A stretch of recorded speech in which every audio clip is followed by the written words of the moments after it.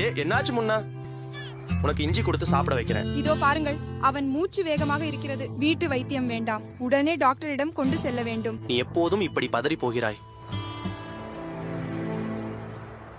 சரி, என் தேர்வு எப்போது? தேர்வு? ஆமாம்.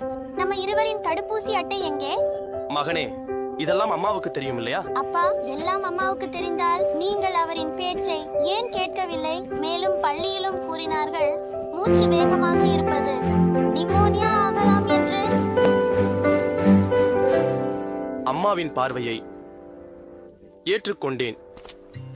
வாங்க, மருத்துவமனைக்கு போகலாம். இதற்கு நிமோனியா ஏற்பட்டுள்ளது. சரியான நேரத்தில் இதை இங்கே கொண்டு வந்து பெரிய பிரச்சனையை தவிர்த்து விட்டீர்கள். இருமல் மற்றும் சளியுடன் கூடிய வேகமான மூச்சு அல்லது விலா அசைவுகள் இருந்தால் இது நிமோனியாவின் அறிகுறிகளாகும். அந்த நேரத்தில் வீட்டில் சிகிச்சை செய்யாமல் உடனடியாக அருகிலுள்ள சுகாதார மையத்திற்கு செல்லுங்கள். மூச்சு நிமோனியா இல்லை என்றால் குழந்தை பருவம் சரியாக இருக்கும்.